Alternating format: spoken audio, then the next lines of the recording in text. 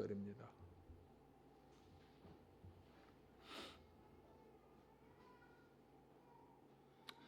한 절씩 교독합니다. 나는 나에게 능력을 주신 우리 주 그리스도 예수께 감사를 드립니다. 주님께서 나를 신실하게 여기셔서 나에게 이 직분을 맡겨 주셨습니다.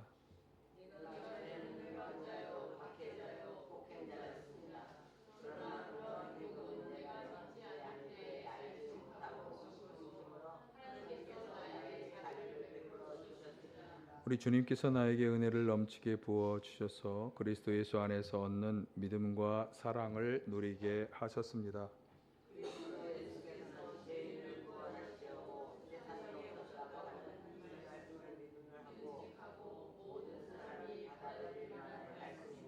나는 죄인의 우두머리입니다. 그러나 하나님께서는 나에게 자비를 베푸셨습니다. 그 뜻은 그리스도 예수께서 끝없이 참아주심의 한 사례를 먼저 나에게서 드러내 보이심으로써 앞으로 예수를 믿고 영생을 얻으려고 하는 사람들의 본보기로 삼으시려는 것입니다. 영원하신 왕 곧 없어지지도 않고 보이지도 않는 오직 한 분이신 하나님께 존귀와 영광이 영원 무궁토록 있기를 빕니다. 아멘. 할렐루야. 우리 앞뒤 좌우 옆에 앉으신 분들하고 좀 반갑게 다시 한번 인사 나누실까요? 주님의 은혜와 평화가 함께 하시길 간절히 축원합니다. 예.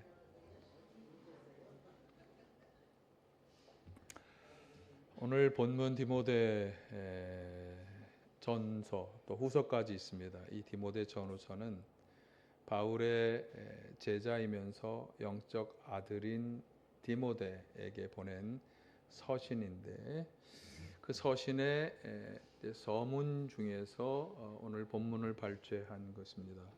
제가 임의로 발췌한 건 아니고요. 렉셔너리에 나와 있는 대로 본문을 본 것인데 먼저 본문 앞단락에 있는 말들이 오늘 12절 이하에 바울이 하는 말에 아주 중요한 동기가 됩니다. 그래서 그 앞단락에서 무슨 말씀을 했는가 하면 이제 3, 4절에 보면 바울 사도가 디모데를 이제 에베소에 남아 있도록 부탁하였던 이유를 설명하고 있어요. 디모데서 1장 3, 4절 한번 보실까요? 내가 마게도니아로 떠날 때 그대에게 에베소에 머물러 있으라고 부탁하였습니다. 그것은 함께 합니다. 그대가 거기에서 어떤 사람들로 하여금 다른 교리를 가르치지 못하도록 명령하고 신화와 끊없는 족보 이야기에 정신을 팔지 못하도록 명령하려는 것입니다. 그러니까 바울 사도가 이제 여러 자신이 가서 전도하고 세웠던 공동체들에게 이제 서신을 이제 여러 곳으로 보냈죠. 로마서, 고린도전, 후서, 이런 에베소서 이런 서신들이 다 그 로마 교회의 공동체에게, 고린도 교회의 공동체에게, 에베소 교회 공동체에게 이렇게 편지를 보낸 건데 그 편지를 보낸 이유가 뭐냐면 교회들마다 어떤 사정이 생겨서 그 사정을 이제 풀어주고 해결해주기 위한 그런 내용들이 이제 서신의 주요한 내용을 차지하고 있습니다. 근데 오늘 이 디모데 전후서는 공동체라기보다는 디모데라고 하는 한 인물, 아까 말씀드린 것처럼 영적인 아들이자 또 제자이기도 한 디모데에게 이제 보낸 그런 서신인데 말씀드린 것처럼 이제 에베소라고 하는 그 지역 공동체에 여기 이 지금 말한 것처럼 다른 교리를 가르치는 사람들, 또 신화와 끝없는 족보 이야기로 막 사람들끼리 토론하면서 사람들을 혼란하게 만드는 사람들이 있었어요. 영지주의자들로 여겨지는데 이런 거짓 교사들의 어리석고도 잘못된 가르침으로부터 이제 에베소 교회 성도들을 보호하기 위해서 디모데로 하여금 이제 에베소 교회 공동체에 남아 있도록 그렇게 부탁을 한 것입니다. 근데 거기에 관련된 얘기들을 이제 하고자 하는 게 사실 디모데 전후서의 목적은 아니고, 바울 사도는 그러면서 그 이단자들과 비교해서 자신은 이러한 마음으로 또 이러한 은혜 속에 살아가고 있다. 자신의 신앙을 고백하고 있는 거예요. 그러니까 이단 거짓 가르침을 가는 사람들과 비교해서 나의 신앙은, 나의 신앙적 체험은 이런 것이다. 그것을 고백하는 것이거든요. 그래서 오늘날 수많은 이단들이 또 최근에 이렇게 보면 우리나라에 아주 중요한 영향을 끼치는 것 같은 통일교, 신천지, 기타 등등 이런 수많은 이단 사설들이 우리를 혼란하게 하는 이때에 우리는 어떤 신앙으로 나아가야 하는가? 바울 사도의 신앙 고백을 통해서 우리가 모장해야 하는 신앙의 모습은 어떤 것인가? 그것을 전부 다는 아니지만 그 일부를 바울의 고백을 통해서 함께 살펴보도록 하겠습니다. 자, 먼저 본문에서 12절부터 바울 사도는 자신이 행해왔던 사역의 이유와 원동력을 밝히고 있는데, 자, 12절을 한번 같이 보실까요? 나는 나에게 능력을 주신 우리 주 그리스도 예수께 감사를 드립니다. 주님께서 나를 신실하게 여기셔서 나에게 이 직분을 맡겨 주셨습니다. 아멘. 바울 사도는 예수님께 감사하면서 이 단락을 시작하고 있는데, 그 이유의 중요한 이유가 뭐냐? 주님께서 자신에게 능력을 주셨다, 이렇게 고백합니다. 자신이 지금까지 행해왔던 여러 사역들이 사실은 예수님께서 나에게 능력을 주셨기 때문이라는 그런 인정과 고백이고요. 그래서 감사하면서 예수님께서 나를 신실하게 여기셔서 능력도 주시고 직분도 맡겨 주셨다, 이렇게 감사하고 있습니다. 그러니까 바울이 복음을 전하는 과정에서 행해왔던 모든 사역들의, 모든 일들의 배후이자 근원이 바로 예수 그리스도시다, 이렇게 인정하고 있는 것입니다. 저는 이 첫 번째 문장을 보면서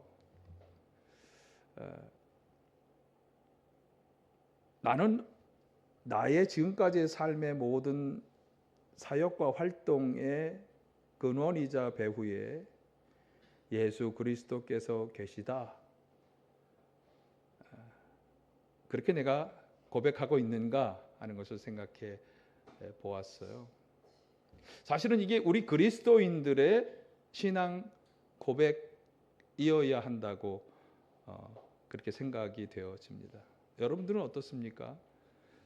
여러분의 삶의 여정을 이렇게 쫙 되돌아보면서 특별히 지금 내가 뭔가를 하고 있다면 그것을 잘하고 있든지 못하고 있든지, 이 일은 과연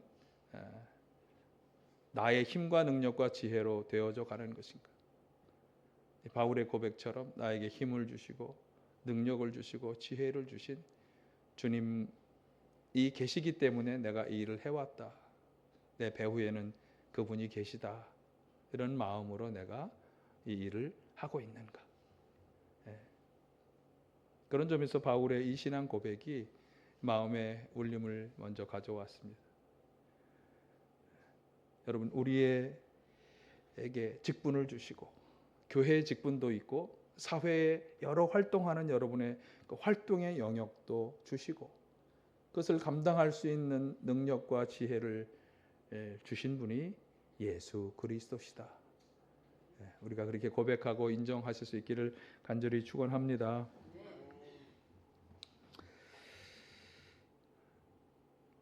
자, 그런데 여기서 한 가지 이제 짚고 넘어가야 할 것이, 이 구절에서 바울 사도는 자신에게 능력과 직분을 주신 분을 예수 그리스도시다, 이렇게 말씀했는데, 그런데 사실 한번 이것을 좀 거슬러가 본다면 이 일의 근원이 되시는 분이 정말 예수 그리스도신가? 그 예수 그리스도 뒤에는 또 누가 계신가? 그분을 이 땅에 구원자로, 구세주로 보내신 하나님께서 계시죠. 그리고 성경의 많은 부분들이 사실은 하나님께서 예수 그리스도를 보내셨고 그분에게 능력도 주셨고 또 예수 그리스도는 자신이 하나님의 대리인이자 하나님의 통로라고 그렇게 고백하셨어요. 그래서 사실은 좀 더 거슬러 올라가 보면 이 모든 것의 근원이자 배후가 되시는 분은 하나님이시다. 그러니까 우리는 하나님과 예수님을 다 우리 모든 일의 배후요, 근원이요, 동력으로 우리가 말할 수 있겠죠. 예수님께서 이렇게 말씀하세요. 요한복음에 보면 14장 6절에 보면 나는 길이요 진리요 생명이다. 나를 거치지 않고서는 아무도 아버지께로 갈 사람이 없다. 예수님을 통해서 하나님께 갈 수 있다. 예수님을 통해서 예수님을 거쳐서만 하나님께 갈 수 있다. 그분의 말씀, 사역, 또 그분의 인생 이런 것을 우리가 보고 그것을 통해서 하나님을 볼 수 있고 하나님께 가까이 갈 수 있다. 이런 말로 이해가 되어지죠. 또 14장 24절에 보면 이렇게 말씀하셨어요. 같이 보실까요? 너희가 듣고 있는 이 말은 내 말이 아니라 나를 보내신 아버지의 말씀이다. 예수님은 많은 가르침들을 주셨는데 그러면서 꼭 그분이 하시는 생각과 동기가 이거예요. 나는 그냥 내 말을 하는 게 아니라 나를 보내신 아버지의 말씀을 하고 있다. 이건 굉장한 자신감이면서 또 놀라운 말이기도 해요. 아마 제가 드리는 이 설교가 나의 말이 아니라 하나님께서 나에게 하라고 하시는 겁니다. 그러면 어떤 분은 금방 아멘 할 수도 있겠지만 아니 저 목사는 자기가 정말 하나님을 대리한다고 생각할까? 이런 의구심을 갖는 분도 있을지 모르겠어요. 그러니까 예수님께서는 이렇게 말씀하실 정도의 완벽한 확신 그리고 그 확신을 뒷받침하는 그의 인생이 있었던 거예요. 그래서 오늘날 사실 내가 하는 이 말이 하나님이 나에게 주셔서 여러분에게 하는 말입니다라고 누군가 담대히 말할 수 있다면 말해야 하지만 말할 수 있다면 그의 인생이 그것을 완벽히 뒷받침할 수 있어야 돼. 사실은 예수 그리스도께서는 그분의 인생과 그분의 십자가가 그것을 완벽히 뒷받침하고 있죠. 그래서 우리는 예수님을 통해서만 하나님께 나아갈 수 있다. 사실 이 땅에 그 어떤 것도 히브리서에 보면 단 한 번의 영원히 의효한 희생제사 예수 그리스도 그분을 통해서만 우리의 죄를 용서받고 하나님께 나아갈 수 있다고 그렇게 이야기하죠. 그래서 사실 세상에 예수님 이외에 하나님께로 통하는 다른 어떤 방법도 없는 거예요.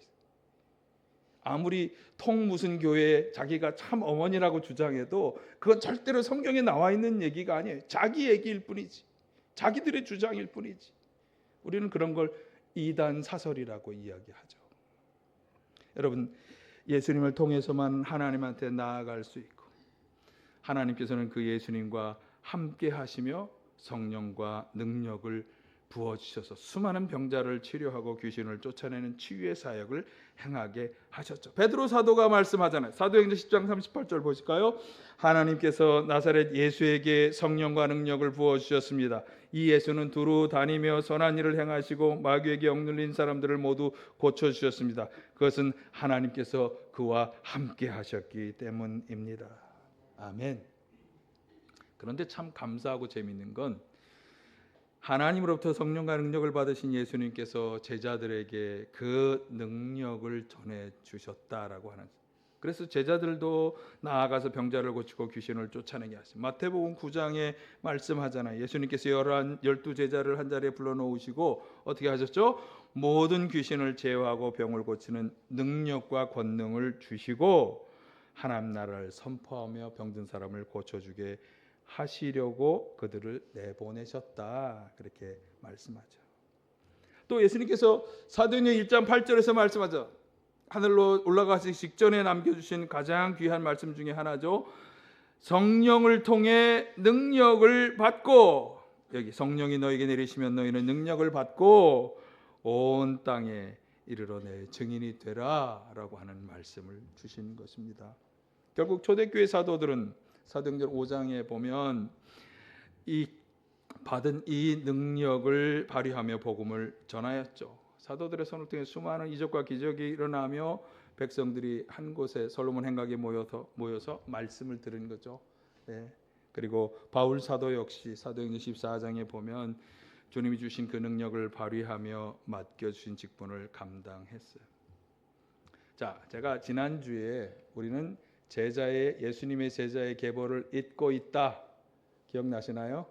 네. 우리도 제자의 제자, 그 제자의 제자, 또 누군가의 제자가 되었다.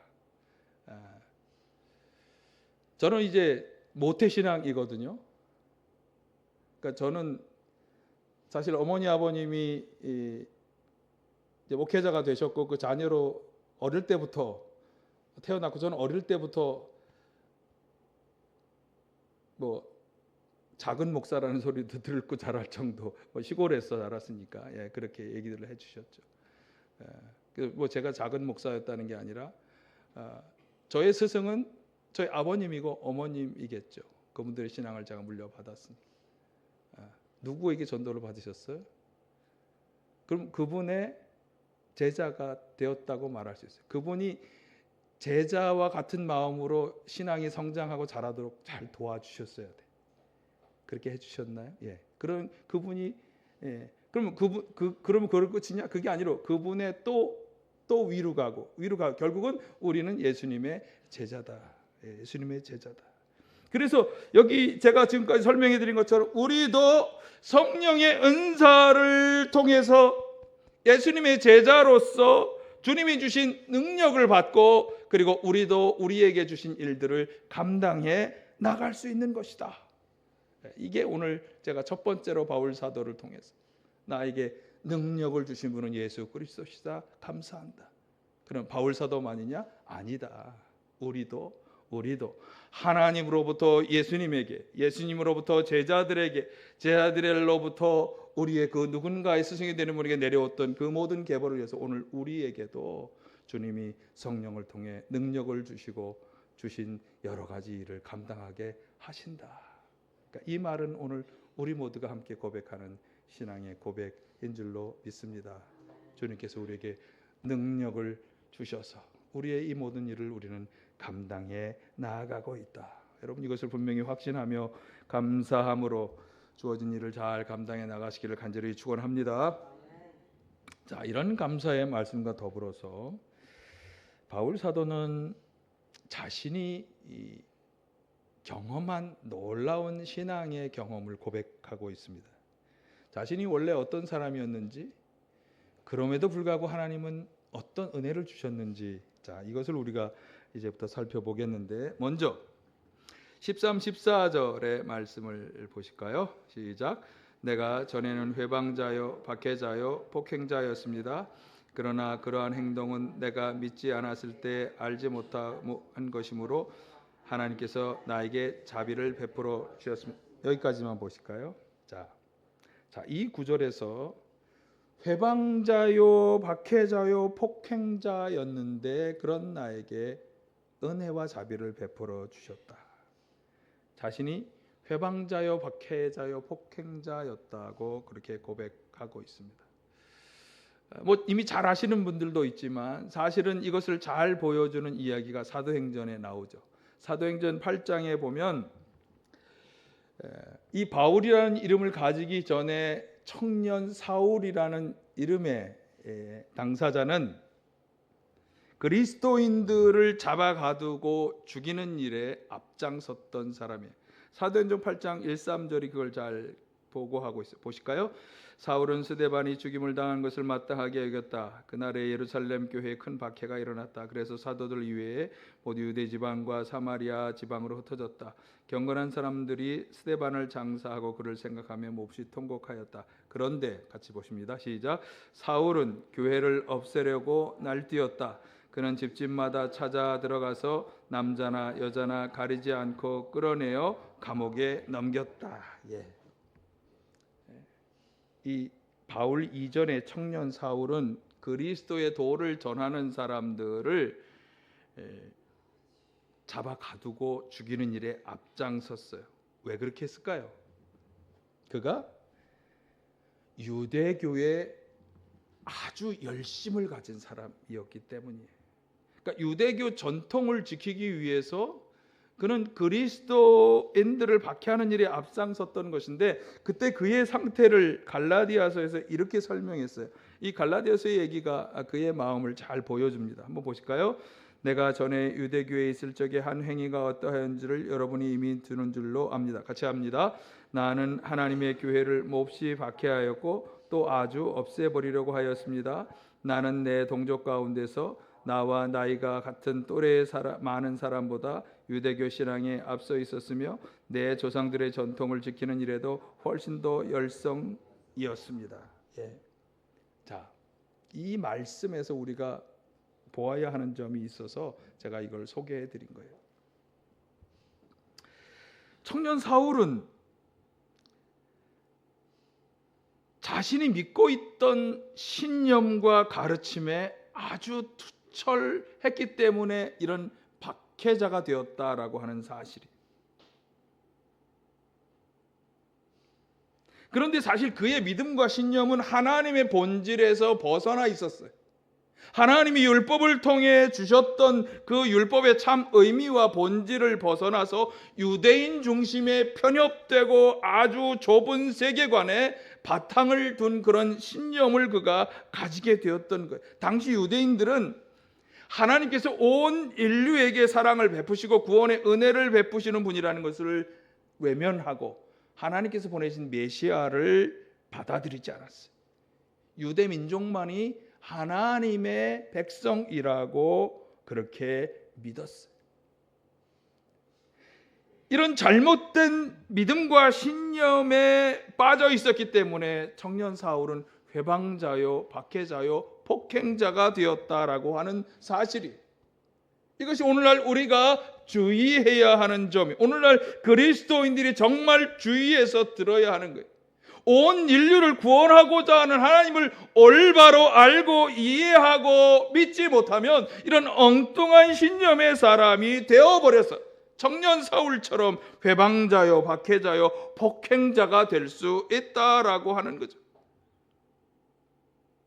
하나님의 섭리와 하나님의 사랑에 근거해서 십자가의 사랑의 진리를 전하고 행해야 할 그리스도인들이 오히려 예수 그리스도의 이름으로 폭력을 정당화하는 일을 벌일 수 있다라고 하는 거예요. 이걸 잘 보여주는 예가 중세시대의 십자군 전쟁이에요.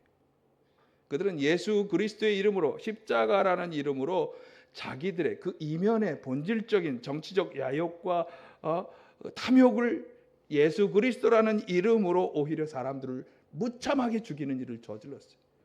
십자군 전쟁의 이면입니다. 이것은 오늘날도 마찬가지입니다. 한번 생각해 보시죠. 십자가에서 다른 사람, 온 인류를 구원하기 위해서 자신을 십자가에서 내어주시며 희생하신 예수님께서 당신의 제자가 폭행자가 되기를 바라실까요? 사실 너무나 자명한 일입니다. 갈라디아서에서 바울 사도가 이야기합니다. 가장 중요한 것은, 보실까요? 시작. 가장 중요한 것은 믿음이 사랑을 통하여 일하는 것입니다. 우리의 믿음은 사랑을 통해서 일해야 하는 것이지, 폭행을 가하고 박해를 가하고 회방하는 방식으로 이루어지는 것이 아닙니다. 사랑을 통해 일하는 믿음의 소유자가 다 되시기를 간절히 축원합니다.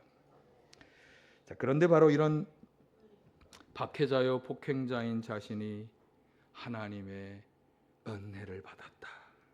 13, 14절 한번 다시 보실까요? 시작. 그러나 그러한 행동은 내가 믿지 않을 때에 알지 못하고 한 것이므로 하나님께서 나에게 자비를 베풀어 주셨습니다.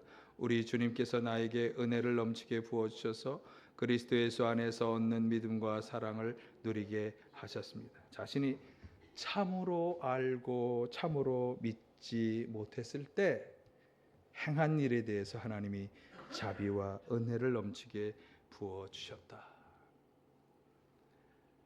사도행전 9장에 이 일이 잘 묘사되어 있어요.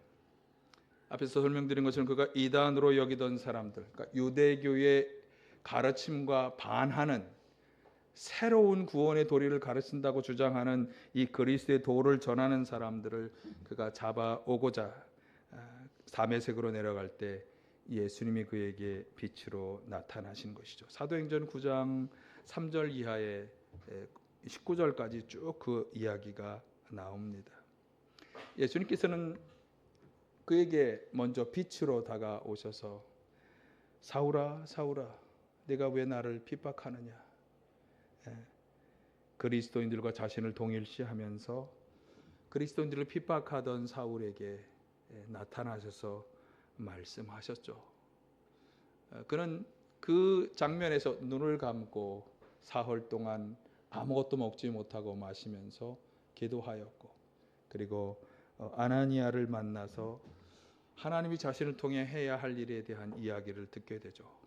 19절까지 이 사도행전 9장에서 그것을 쭉 말씀하고 있는데, 사실 그에게 주신 소명을 더 분명하게 잘 드러내는 것은 사도행전 26장에 나옵니다. 그가 아나니아를 통해서 들었던 말씀을 더 분명하게 설명해 주는 구절이 사도행전 26장 15절에서 18절인데, 이건 헤롯 대왕의 손자 아그리빠 왕 앞에서 그가 설교할 기회를 얻었을 때 한 말씀에서 나온 장면이에요. 한번 제가 인용해 볼게요.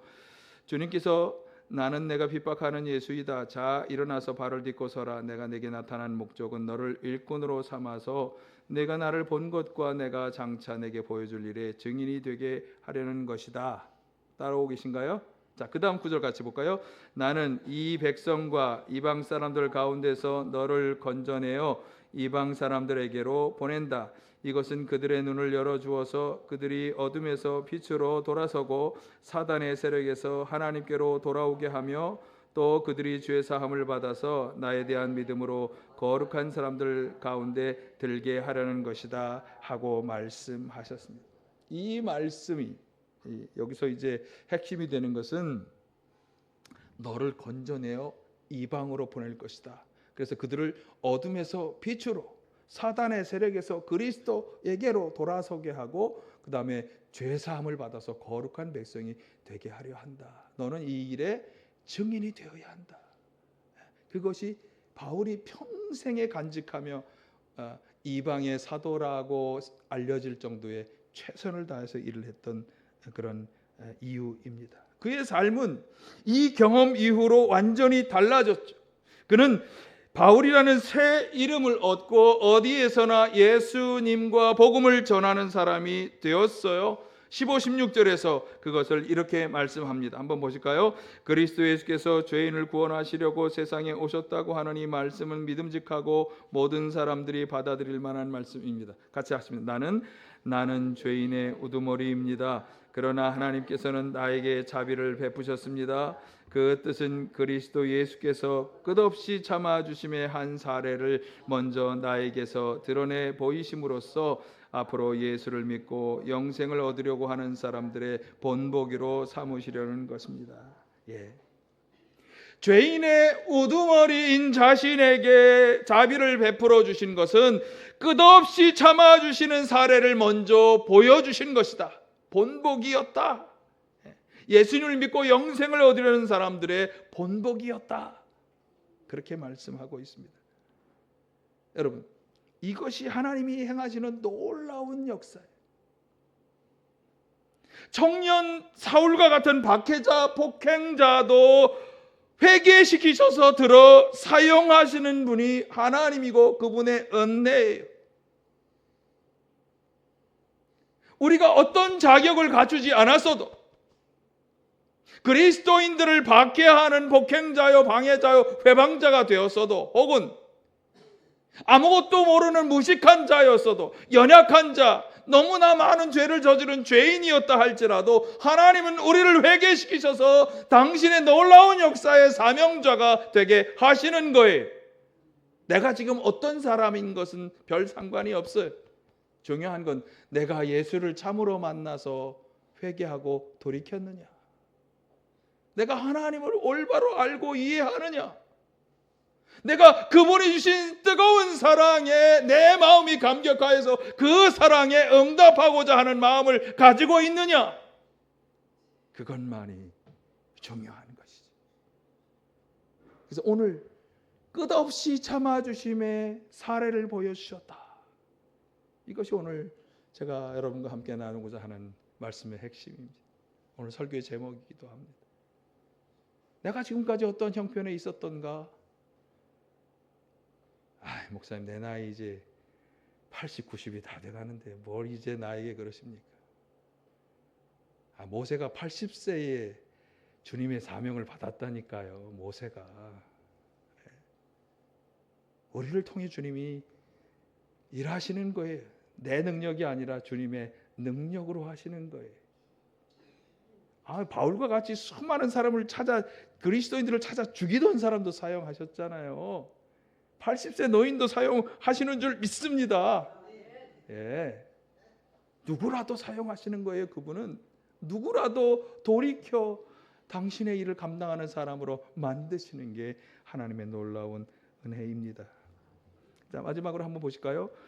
하나님께서는 자격을 갖추지 못하고 하나님이 행하시는 놀라운 은혜, 그 제목으로 다른 걸 한번 비춰주시면, 자격을 갖추지 못하고 연약하고 부족하고 비천한 자, 죄인들을 부르셔서 회개하여 돌이키게 하시고 능력과 힘을 주셔서 사명을 감당하게 하시는 것, 이것이 바울이 오늘 우리에게 보여준 본보기입니다.